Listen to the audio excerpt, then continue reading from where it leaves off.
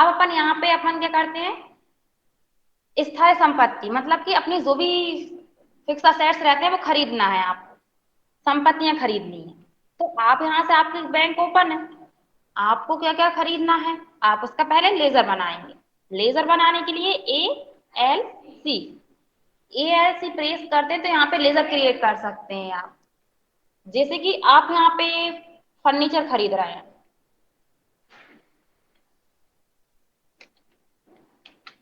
Furniture डाल duplicate बता रहे क्योंकि पहले से बना हुआ है। प्रिंटर ले लेते हैं, एंटर। अब ये अंडर में कहाँ जाएगा, फिक्स असेट्स, क्योंकि ये संपत्ति है आपकी। इसको एंटर करके सेव कर देंगे। अब आप इसको खरीद रहे हैं, अपन ने यहाँ पे DAL प्रेस करते हैं और फर्नीचर की अपन बाउचर एंट्री देखते हैं। ये देखिए खरीदा था अपन उधार, ठीक है। अब आप यहाँ पे दो कंडीशन आती है आपकी, एक नगद संपत्ति खरीदते हैं और एक उधार संपत्ति खरीदते हैं। तो जो भी आप नगद संपत्ति खरीदते हैं उसकी एंट्री होती है पेमेंट वाउचर में। वाउचर एंट्री करने के लिए भी प्रेस करेंगे आप यहाँ पे देखेंगे जनरल वाउचर सेलेक्ट है, यहाँ से आप पेमेंट वाउचर सेलेक्ट करेंगे। पेमेंट वाउचर सेलेक्ट करने की शॉर्टकट की क्या है, F5। अब बाय में क्या आएगा आपका, संपत्ति। संपत्ति आपके पास आ रही है तो बाय में जाएगा संपत्ति का नाम, कितने रुपए का आपने प्रिंटर खरीदा है वो अमाउंट आ जाएगी यहाँ पे, एंड टू में क्या आएगा, अगर आपने नगद खरीदा है तो कैश आ जाएगा। और नेट बैंकिंग मतलब फोन पे द्वारा भुगतान किया है, गूगल पे द्वारा भुगतान किया है तो क्या आ जाएगा आपका, बैंक। अपन यहाँ पे कैश ले लेते हैं। नरेशन क्या आ जाएगी इसकी,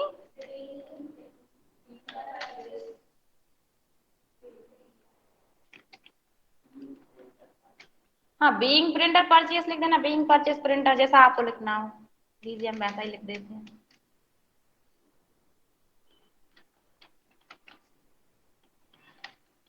परचेज ऑन कैश लिखना चाहते हैं तो आप लिख सकते हैं, नहीं तो वैसे आप इतने में भी समझ सकते हैं, क्योंकि जब भी अपन नगद संपत्ति खरीदते हैं तो उसकी एंट्री कहाँ होती है, पेमेंट वाउचर में। अगर आप वाउचर देख के नहीं समझ पा रहे तो आप देखेंगे टू में कैश लिखा है तो यहाँ से समझ सकती है, एंटर कर देंगे। आप यहाँ पे देखेंगे एक्सेप्ट का ऑप्शन दे रहा है, इसको आप सेव कर देंगे, ठीक है। अब आप मान के चलिए कुछ दूसरी संपत्ति खरीद रहे हैं लेकिन वो आपने उधार खरीदी है, तो उधार खरीदने की एंट्री कहाँ पे होती है, जर्नल में। बाय में क्या आता है, संपत्ति का नाम, और टू में पर्सन का नाम, ठीक है। खरीद के बताएं। अल्टर सी से आप संपत्ति का लेजर बना लेंगे, क्यों, क्योंकि बाय में आपकी क्या आती है, संपत्ति आती है, तो अपन यहाँ पे संपत्ति ले लेते हैं।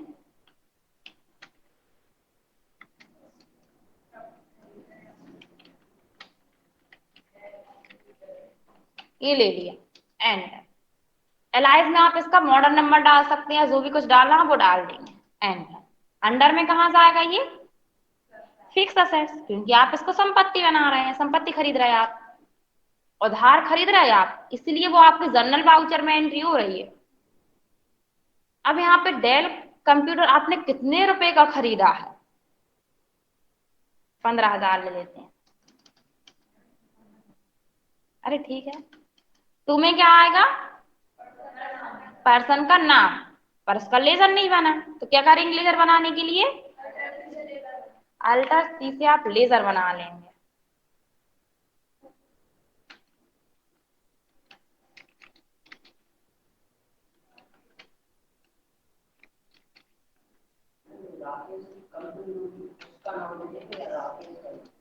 दोनों का लिख सकते हैं, कंपनी का भी लिख सकते हैं ना, उस पर्सन का भी लिख सकते हैं। कंपनी हो तो कंपनी का लिख देंगे एलाइज में, दोनों के आ जाएंगे, एंटर। अब ये अंडर में कहा जाएगा, सैलरी क्रेडिटर्स, ठीक है, एंटर। मेलिंग डिटेल्स में आप इस पर्सन की पूरी इंफॉर्मेशन फिल कर देंगे, जैसे कि address, state, pin code.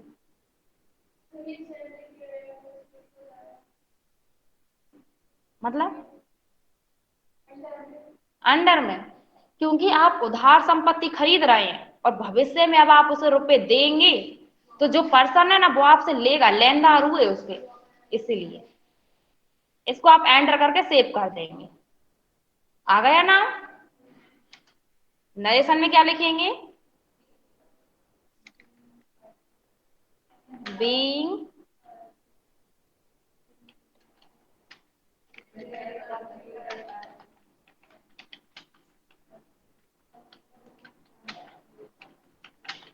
From credit, ठीक है, उधार संपत्ति खरीदी, इसको एक्सेप्ट कर देंगे।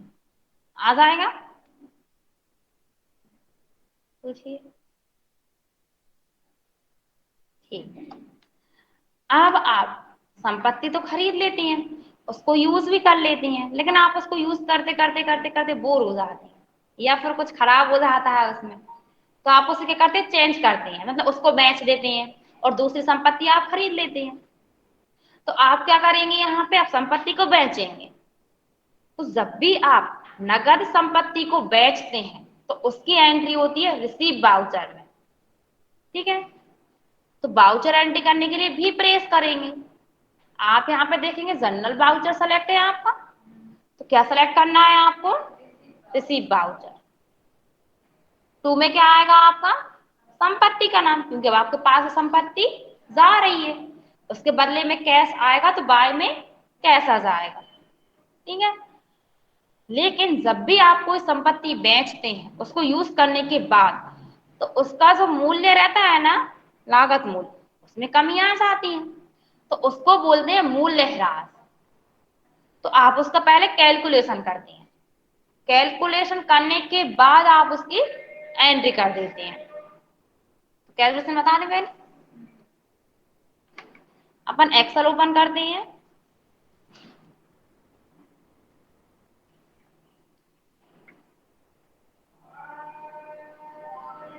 यहाँ पे आप लिख देंगे कॉस्ट प्राइस, कितने रुपए का खरीदा था अपन ने प्रिंटर? 10,000। नहीं, वो तो कंप्यूटर खरीदा था, प्रिंटर प्रिंटर, ठीक है। 10,000 का आपने प्रिंटर खरीदा था, तो उस पे कितने परसेंट आपका डेप लग रहा है, तो रेट ऑफ डेप डाल देंगे।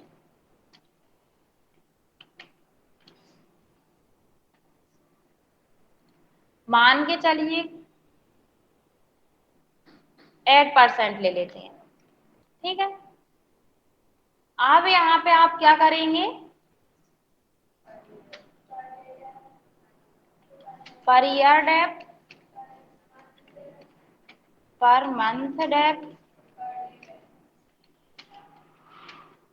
पर डे डेप, ठीक है।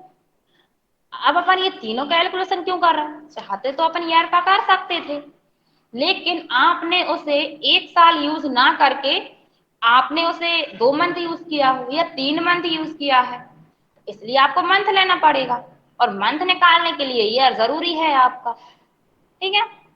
इसके बाद अपन ये दोनों क्यों ले रहे हैं, मंथ और ईयर? डायरेक्ट डे ले सकते हैं, क्योंकि डे में भी अपन यूज करते हैं, 15 दिन किया, 20 दिन किया, 25 दिन किया, या 50 दिन किया यूज। तो इन डे को निकालने के लिए आप पर ईयर से भी निकाल सकते हैं, पर मंथ से भी निकाल सकते हैं, दोनों टाइप से। तो इसीलिए अपन इनको कैलकुलेशन करना पड़ता है पूरा। तो पहले अपन ईयर निकालते हैं, तो पर ईयर का निकालने के लिए इक्वल करेंगे आप, कॉस्ट प्राइस का सेल एड्रेस लेंगे, इनटू कर देंगे आप रेट ऑफ डेप, ठीक है, एंटर कर देंगे। तो 1 साल का आ गया डेप आपके पास। इसके बाद आप पर मंथ का निकालेंगे, पर मंथ का निकालने के लिए इक्वल करेंगे पर ईयर का डेप, पर ईयर डेप का सेल एड्रेस लेंगे, डिवाइड करेंगे 1 साल में जितने मंथ होते हैं, आ जाएगा आपको, और इनसे आप इसको हटा देंगे। अब आप पर डे का निकालेंगे, इक्वल करेंगे पर ईयर डेप का सेल एड्रेस लेंगे, डिवाइड करेंगे 1 मंथ 1 ईयर में जितने डे होते हैं, एंड ये राउंड वगैरह तो उसको आप रिमूव कर देंगे, ठीक है। आ जाएगा। अब आपने ये तो निकाल लिया है, अब आपने प्रिंटर को कितने यूज किया, कितना यूज किया? 1 साल किया है, या फिर कुछ मंथ किया है, फिर कुछ डे किया है। 85 डे, 85 डे यूज किया है, तो यहाँ पे आप 85 लिख देंगे। एक दिन का 2 रुपया, तो 85 का निकालेंगे आप, इक्वल करेंगे पर डे का डेट इनटू जितने दिन आपने उसको यूज किया, एंड तो यहाँ पे 186 रुपये आ गया आपका। ठीक है, अब यहाँ पे आप सेलिंग प्राइस निकाल देंगे। सेलिंग प्राइस निकालने के लिए इक्वल करेंगे आप cost price minus rate of. यहाँ पे आपको कितने में जाना चाहिए, आप 9,814 रुपये में इसको जाना चाहिए, मतलब बेचना चाहिए आपको। लेकिन आपने उसको कितने में बेच दिया, नेट सेलिंग प्राइस आपने उसको बेच दिया, मान के चलिए, ठीक है 9,000 ले लेते हैं, 9,000 में बेच दिया, तो यहाँ पे आप प्रॉफिट एंड लॉस निकाल लेंगे।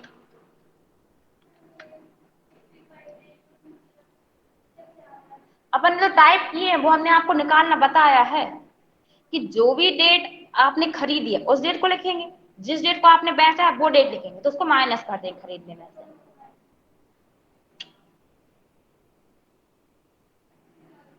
हम निकालना का बताते हैं।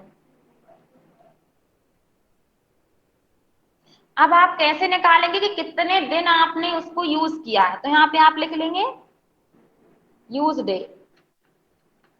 ठीक है, मान के चलिए आपने उस संपत्ति को कितनी तारीख को खरीदा था, कुछ याद नहीं रहता आप सभी को। आज कितनी तारीख है, 26। इस अरे ये क्या आ गया, इस डेट को आपने खरीदा है, अब आपने बेचा किस डेट को है, कुछ भी ले लेते हैं।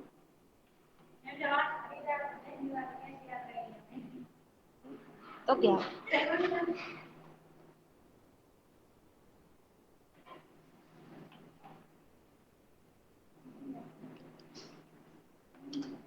इसको आपने बेच दिया, तो यहाँ पे आप क्या करेंगे, इक्वल इसका सेल माइनस इसका सेल, आ गया आपका 202 दिन आपने उस संपत्ति को यूज किया है, तो यहाँ पे आप लिख देंगे यूज डे अमाउंट या डेप अमाउंट। ठीक है, इक्वल करेंगे पर डे डेप का सेल इनटू यूज डे, आ गया आपको यहाँ पे यूज डे। ठीक है, अब यहाँ पे आप सेलिंग प्राइस निकालेंगे। सेलिंग प्राइस निकालने के लिए इक्वल करेंगे कॉस्ट प्राइस का सेल एड्रेस माइनस यूज डे अमाउंट। ठीक है, आपने बेच के 9,000,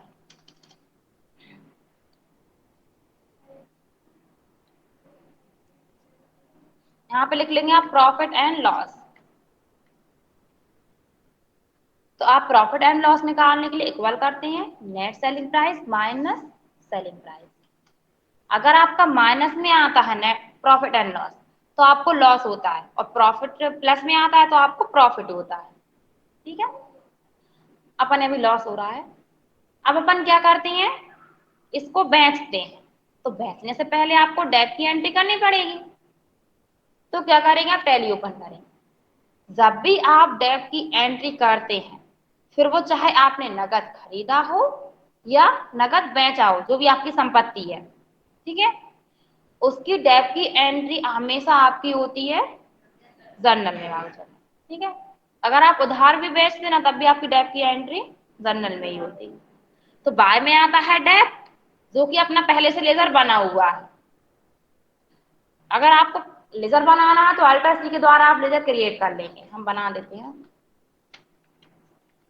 एंड अंडर में ये कहा जाता है आपका इनडायरेक्ट एक्सपेंसेस, कितने रुपए था, यही 2 में क्या आ जाएगा, उस संपत्ति का नाम जिस पे आपने डेप लगाया है। ठीक है, इसको एंटर करके सेव कर देंगे। नरेशन में आप लिख देना, क्या लिख देना बताइए।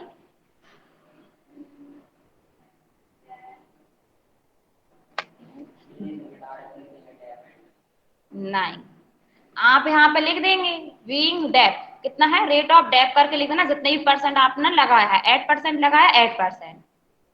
ठीक है, पर आपको कितने से पता चलेगा कि कितने रुपए का अमाउंट था? तो पहले आप लिखना बीइंग प्रिंटर, प्रिंटर का अमाउंट कितना था, 10,000। क्योंकि आप नरेशन तो आप आपके अकॉर्डिंग डाल सकते हैं ना, इसलिए। हाँ वो भी लेकिन फिर आपको उससे और भी आसानी रहेगी। आ जाइए, बीइंग प्रिंटर कितने का था, 10,000, comma rate of dep 8%, comma use day कितने थे, 202। ठीक है, ये था। और यूज, फिर आप यहाँ पे फिर कॉमा लगाएंगे, यूज डे अमाउंट कितना था अपना, 43। ये एंड कर दें। ये हमने अपने अकॉर्डिंग लिखी है नरेशन, जरूरी नहीं है सेम आप भी ऐसे ही लिखें। आपको जो भी उस पर लगती है नरेशन आप वो लिख सकते हैं आपके अकॉर्डिंग। ठीक है, एंड कर दी टाइप की एंट्री। अब आप इस संपत्ति को बेच रहे हैं, नगद बेच रहे हैं आप, तो नगद बेचने की एंट्री होती है receive voucher. Receive voucher select करेंगे, टू में आ जाएगा आपके संपत्ति का नाम, एंड कितने की बेच रहे हैं, 9,000। वाई में जाएगा कैश, बीइंग रिसीव कैश लिख देंगे, या फिर आपने क्या किया है, बेचा है संपत्ति को, being printer sold on cash.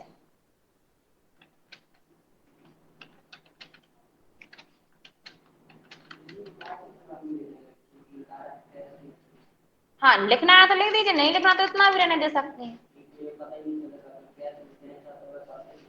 नहीं नहीं, वो आपके ऊपर, लिख दीजिए, लिखना है तो एंटर कर देंगे, सेव हो जाएगी। अब आपको इस पे लॉस हुआ है, कितने का हुआ है वो आपने जो कैलकुलेशन किया था उसमें आप देख सकते हैं। तो आप लॉस की एंट्री हमेशा करते हैं जनरल वाउचर में। अगर आपको लॉस होता है तो आप बाय में लिखते हैं प्रॉफिट एंड लॉस, यही था। एंड टू में आ जाएगा संपत्ति का नाम। ठीक है, अगर आपको प्रॉफिट हुआ होता तो क्या हो जाती, इसकी जस्ट अपोजिट हो जाती। अपोजिट मतलब टू में आ जाता आपका प्रॉफिट एंड लॉस, और बाय में आ जाता आपका संपत्ति का नाम। क्योंकि आपको नियम याद होने चाहिए, इनकम और प्रॉफिट को टू करते हैं, एक्सपेंसेस और लॉस को बाय करते हैं। एंटर कर देते, यहाँ पे आप नरेशन क्या लिखेंगे, बीइंग प्रिंटर लॉस, मतलब आपको प्रिंटर पे लॉस हुआ है। एंड अब आपको ये प्रिंटर जीरो अमाउंट बता रहा है, मतलब आपकी एंट्री सही है। एक तो यही तरीका है आपका कि जीरो अमाउंट बताता है आपका, तो एंट्री सही रहती है। दूसरा रहता है बैलेंस शीट चेक करने के लिए आप बी प्रेस करेंगे और यहाँ पे फिक्स असेट्स पे जाएंगे, एंटर। तो देखिए यहाँ पे आपका कंप्यूटर भी बता रहा है, डेल कंप्यूटर भी बता रहा है, फर्नीचर भी बता रहा है, लेकिन प्रिंटर नहीं बता रहा। मतलब आपके बैंक में आया तो था, लेकिन आपने उसे बेच दिया, तो आपके पास वो नहीं है। ठीक है, तो आ जाएंगे आपको ये एंट्रियां। कुछ पूछना हो तो पूछ लीजिए। हाँ, अमाउंट बता देते